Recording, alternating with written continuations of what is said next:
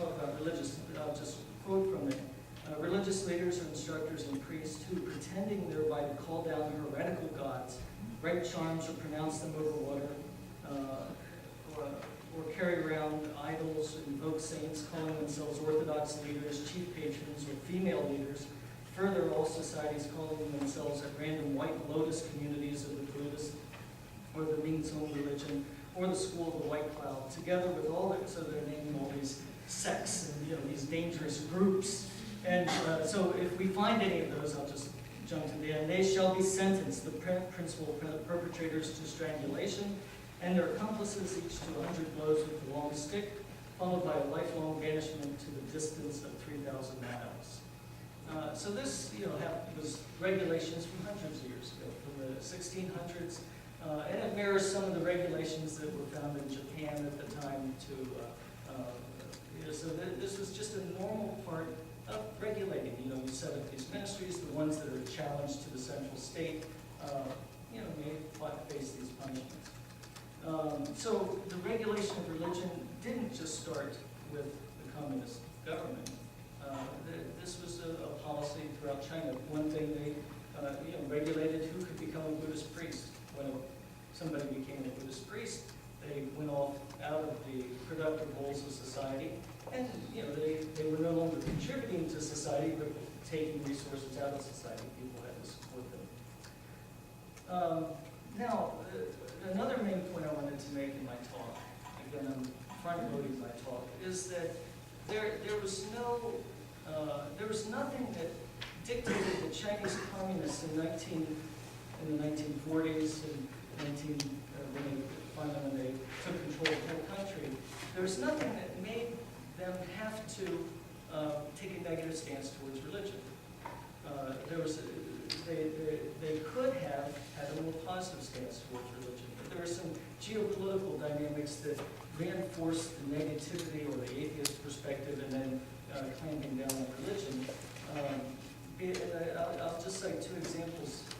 Early communist commentators on the Taiping Rebellion, which was the Taiping Heavenly Kingdom Rebellion, actually viewed the Taiping Rebellion favorably, and they criticized all the Western powers who were against the Taiping Rebellion because they liked a weak China and they were supporting a weak China. And the early communist commentators on the Taiping Rebellion saw that as a grassroots movement of the Chinese coming up. They didn't, of course it was all pseudo-Christianity that was involved with it, but they just didn't reject it because it was religious. They saw that this religious was coming up out of society and liberating the Chinese people, pulling them together as a nation. At least that's what some of the commentators said. Another is from a World Survey in 1940, it was published in 1945 by Cyril Bates at Yale, and they were reviewing the religious freedom situation in all countries of the world that they could, not just from a Christian point of view, but religious freedom for any religion. And in that account of religious freedom in China, there are several interesting observations that they made. Many of them were taken from missionary accounts. One was that missionaries before 1949 were reporting in their relations with communists that the communists and they were doing some shared social work, and that there was actually some positive relationships between the communists and Christians and missionaries in certain areas of China. And there was no report saying that the communists were a threat to Christianity in this global review of religious freedom. So that was interesting. At the same time, they were reporting about the Kuomintang and their relations with religion, and they found that the Kuomintang had no real concern for religion. This is at least as reported in this book. That instead, the Kuomintang was trying to keep religion out of the schools and just keep it in its place. Maybe a little bit of a French model there. So it didn't seem like the guy, at least at that point in history, those who were viewing the religious freedom situation and looking at both the communists and the Kuomintang, there was no red scare being raised in his writings. So there was a turning point that happened in the missionaries more or less got thrown out in 1950, 51.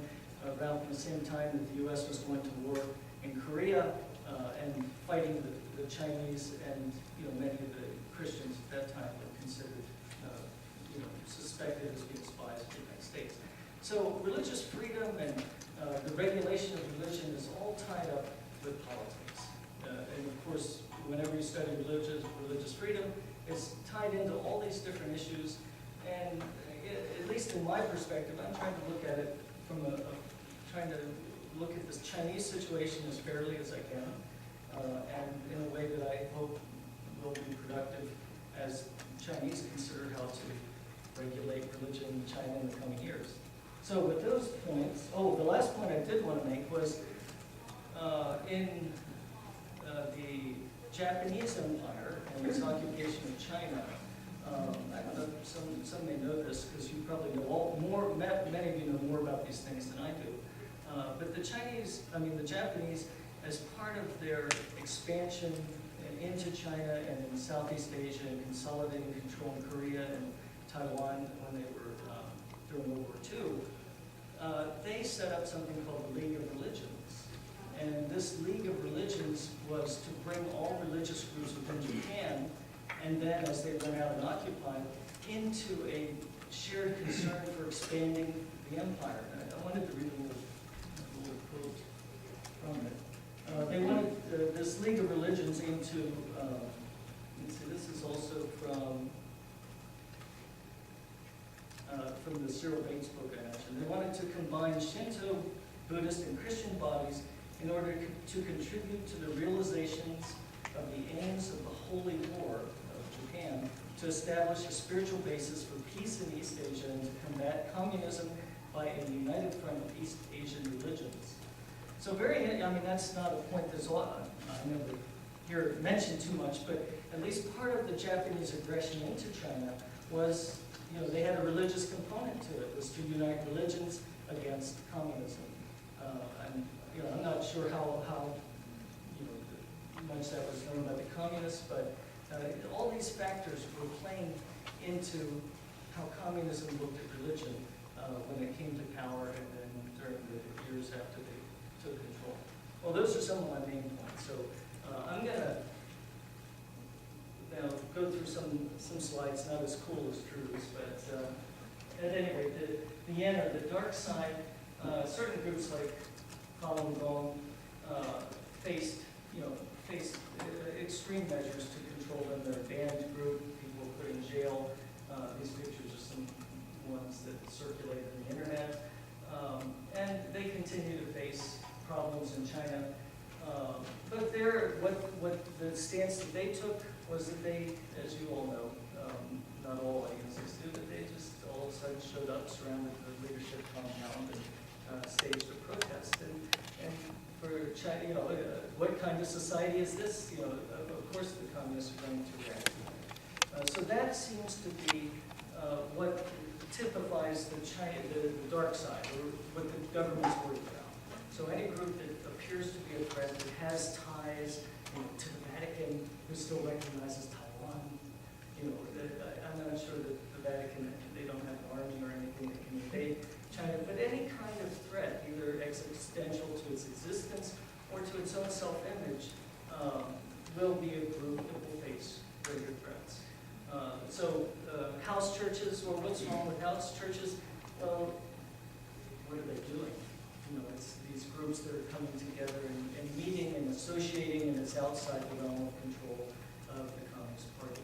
So anything that feels like a threat, that isn't, they can't figure out how it's regulated, how it's organized, what it's going to do, those tend to be the groups that face repression in China. And I'll get to Tibet and Xinjiang, any groups that have territorial aspirations.